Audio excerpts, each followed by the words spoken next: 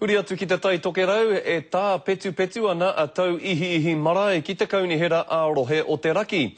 Ko te tino ngako o te tā petu nei, ko te mana o te whenua e pātata ana ki taua marae. Kaia Heta Gardner ngā whakamārama. Ko te mana whenua ki tēnei wāhi te pūtake o ngā raruraru. Hei tā Mikey Smith, he whenua koroa kē te ahi kā o te wā kāinga e mura ana ki konei. I nāenei, kua puta te kōrero mai te kaunihera ārohe o te tai raki, me hoko atu te whenua nei kia rātou o te 20 manotāra ki te kore ka tangohia pia e rātou.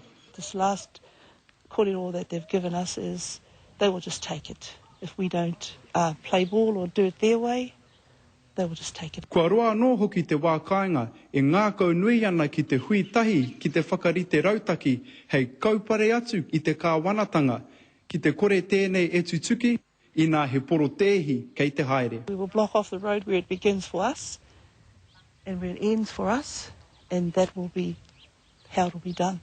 Ko tā te kaunihera ārohe o te tairaki, kei a rātou te mana ki te tango I ēnei whenua I raro I te Public Works Act. E huarahi ature tēnei mo te kaunihera ka, mo te whakahaere. Ko e tēnā harako mātou anake ki Aotearoa nei, ko ngā kaunihera katoa.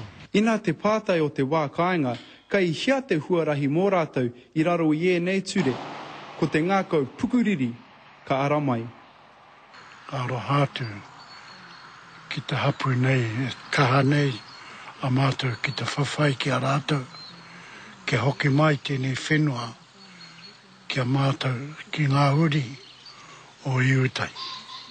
Mena kaore te take nei e whaihua, hei ngā marama e heke mai nei, poro tēhi ai te marae.